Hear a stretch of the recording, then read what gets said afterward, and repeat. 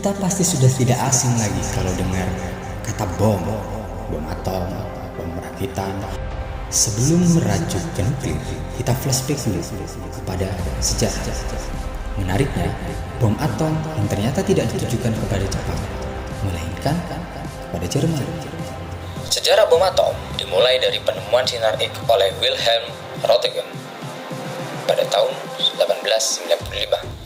Lalu dilanjutkan oleh penemuan Henry Becquerel pada 1896 yang menemukan bahan pertama yang memancarkan radiasi terus-menerus tanpa perlu energi dari luar, yaitu uranium. Perkembangan nuklir terus berkembang pesat seiring berjalannya waktu. Lalu pada tahun 1930-an, Jerman dan Italia jatuh dalam fasisme. Apa itu fasisme? Cari aja di Google. Lanjut. Pada tahun itu, negara-negara Eropa mulai menuju Perang Dunia Kedua. Dan ilmuwan-ilmuwan mulai bermigrasi atau berpindah ke Amerika untuk melanjutkan penelitiannya, karena mereka mungkin sering terancam. Salah satunya, Lord of Science in the World, Albert Einstein. Penemuan-penemuan ilmu tentang pengembangan uranium semakin banyak. Lalu ada sebuah ide oleh Leo Szilard. Dia mengatakan bahwa reaksi nuklir ini bisa digunakan sebagai bom karena reaksi ini bisa dibuat secara terus-menerus sehingga menghasilkan energi yang sangat luar biasa. Dan pada tahun 1939, Julian Robert Oppenheimer yang mendengar hal ini juga menginginkan tujuan yang sama.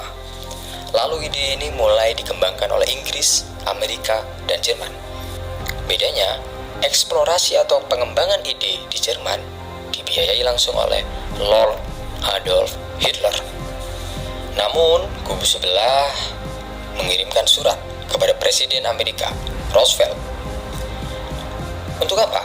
Untuk meminta bantuan karena mereka khawatir fasisme Jerman sangat berbahaya jika mempunyai senjata nuklir atau bom ini. Akhirnya, pada tahun 1939, Presiden Roosevelt membentuk komite khusus untuk mempelajari hal ini. Tiba-tiba, pada tahun 1941, Taro Hagiwara dari Universitas Kyoto memberikan pidato bahwa Jepang juga akan membuat bom atom. Wadidaw.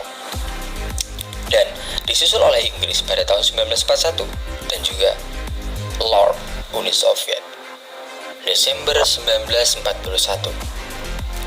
Akhirnya Amerika terlibat pada Perang Dunia Kedua setelah Pearl Harbor dibombardir oleh Jepang.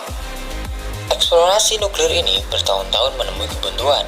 Akhirnya, pada 1942, Enrico Fermi, ilmuwan asal Italia yang pindah ke Amerika, sudah menemukan titik cerah yang akhirnya membentuk Manhattan Project pada Agustus 1942.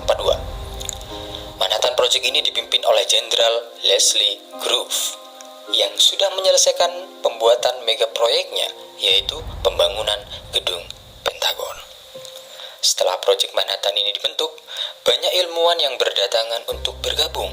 Namun, Jenderal Leslie Groove menunjuk Julian Robert Oppenheimer untuk menjadi ketua badan riset, walaupun Julian menganut paham komunisme.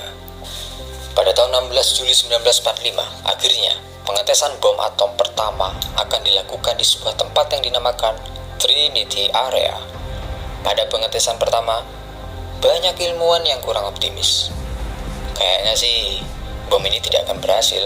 Makanya sampai-sampai mereka memasang taruhan, maksudnya taruhan apakah bom atom itu bisa meledak atau tidak. Jadi mereka memasang taruhan apakah bisa meledak dengan kuat atau hanya meledak seperti mercon atau kembang api tahun baruan.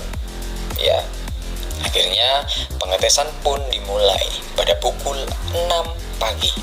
Lalu tombol pun dipencet. Suasana yang masih gelap menjadi terang tiba-tiba.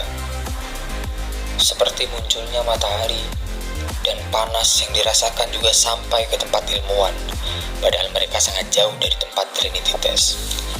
Setelah pengetesan itu, Julian Robert Oppenheimer mengatakan, Kami semua tahu dunia akan berubah.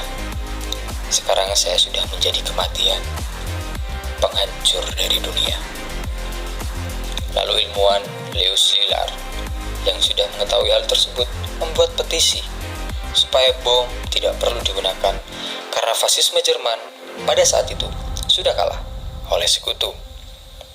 Lalu Presiden Amerika yang baru, pengganti Roosevelt, yaitu Truman,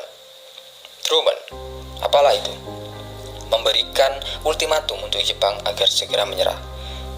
Namun, sang macan Asia, pelindung Asia, tidak menanggapi hal itu. Lalu rencana pengeboman pun dilakukan pada 6 Agustus 1945. Lalu bom diangkut oleh kapal penjelajah Indianapolis ke Pulau Tinian di Pasifik dan dilanjutkan oleh pesawat B-29 yang diberi nama Enola Gay. Pada pukul 8 pagi, bom ini dijatuhkan di ketinggian 1000 kaki di Hiroshima. Dar. Namun Jepang juga belum mau untuk menyerah. Bom itu dinamakan Little Boy, boy kecil, boy. Dan akhirnya kota kedua yang menjadi titik peledakan yaitu Nagasaki. Bom itu dinamakan Fat Man pada 9 Agustus 1945.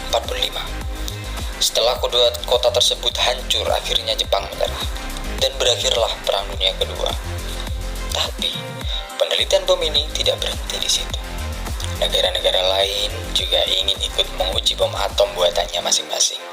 Misalnya Uni Soviet pada 1949 dan Inggris pada 1952. Puncaknya dilakukan uji coba bom nuklir yang sangat besar oleh Amerika.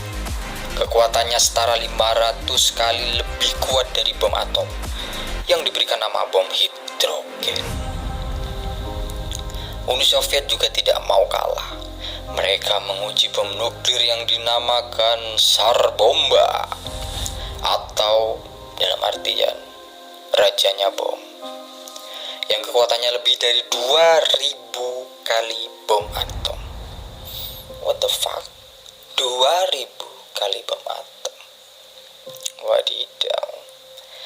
Akhirnya eksplorasi bom nuklir ini menjadi sangat rahasia karena potensinya bisa menghancurkan perdamaian dunia.